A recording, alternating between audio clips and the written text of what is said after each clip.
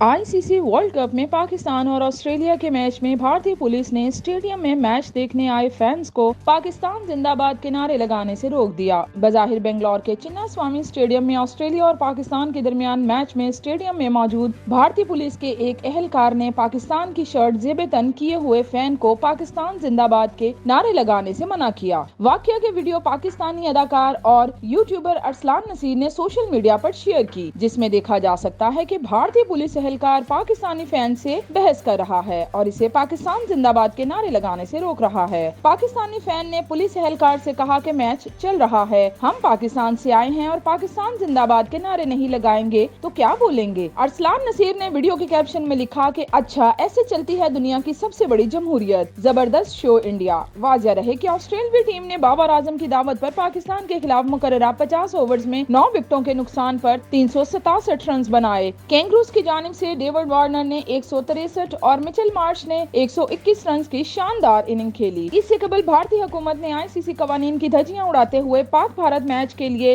पाकिस्तानी शायकीन को वीजे जारी करने से इनकार कर दिया था, जिसके बाइस हजारों पाकिस्तानी शायकीन अपनी टीम को सपोर्ट करने से महरूम रह गए थे। अमेरिका और दीगर ममालिक में मुकीम चंद पाकिस्तानी शायकीन सख्त कोशिशों के बाद भारतीय वीजा हासिल करने में कामयाब रहे, ताहम इसके बावजूद इन्हें भारत में पाकिस्तानी टीम को सपोर्ट करने की इजाजत नहीं है, जो दुनिया की सबसे बड़ी जमहूरियत होने की दावेदार है। और ये सूरत हाल मोदी सरकार के मुंह पर तमाचा है।